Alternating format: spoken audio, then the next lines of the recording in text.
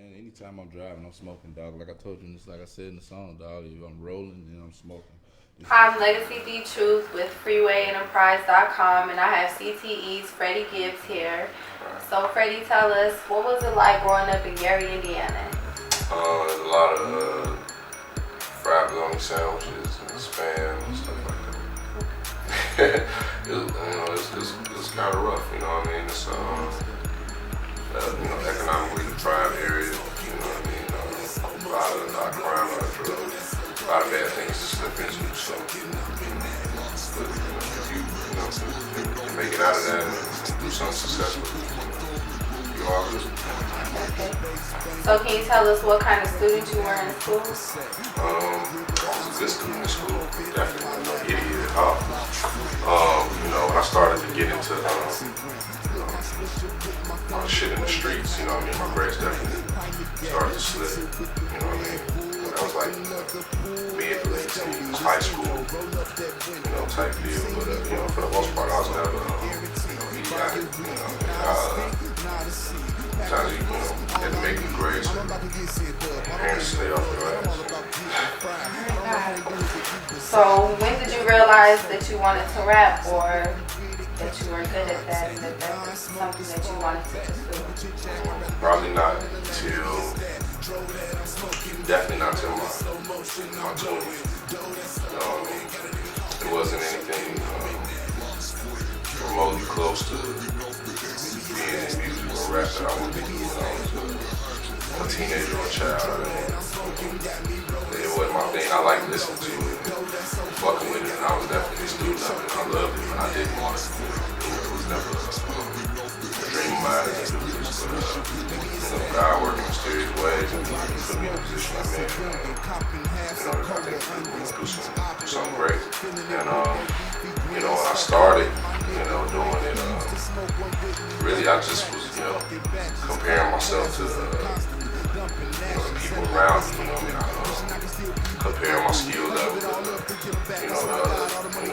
niggas, drug dealers in the studio right there with me.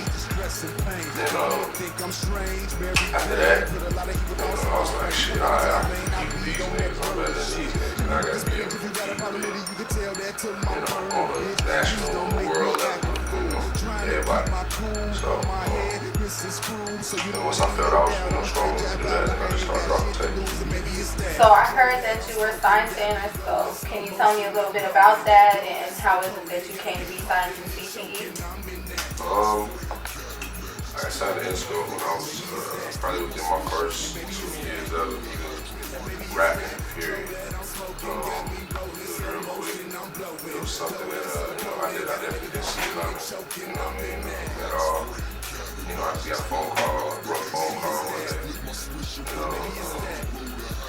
by a guy that worked up, and like 6-7 months later, I had a contract there. And, it definitely wasn't like a good contract. It allowed me to, grow more as an artist and, learn the game and, build, relationships with different guys and different producers and different, artists and stuff like that. So, in the end of it, it just didn't, work out. With the shit I was doing over there was like before its time. You know what I mean? So, it's all about time, and it just wasn't, the right time for that situation. But it was definitely a learning experience. And situation, as far as the situation with Jeezy, that was just, one of the most like, non-complicated situations, ever. It was just, I hate to say this shit, but it's cliche, but it's like, real recognize real. I was on my grind, and most, real niggas in the streets respect what, Jeezy doing, and, I was definitely supporter of it, so it just made sense to me. I think that, me and him together, I think that we make, phenomenal music. We definitely got two different lanes. I think that he created a lane for himself, and I think that I'm, coming up doing the same thing, and just to have that, to be able to, learn from him as I go is it's irreplaceable tool, that I don't think a lot of other guys. So how did you hear about Freeway Rick Ross? Shit. I knew about Freeway Rick Ross when I was a child. You know what I mean? Like, you know, it was like a myth. You know what I mean? Like my uncles would tell me about it and stuff like that. You know, I didn't think it was, you know, real. Keep it 100 with you. But there you go. I didn't think it was real. I thought it was like, you know, because you know, I used to hear, you know, stories of, you know, a nigga counting $1 million something a day. And I was just like, you know what I mean? Like, $1 million is what niggas try to get you in my neighborhood. You know what I mean? Like, if you count $10,000 a day, you know what I mean? You ball, $25,000 a day. You know what I mean? $5,000 a day. You know what I mean? But, you know, for that, you know, like I said, it was a myth to me.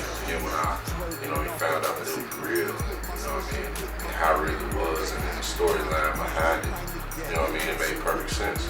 You know what I mean? And it was just, you know what I mean?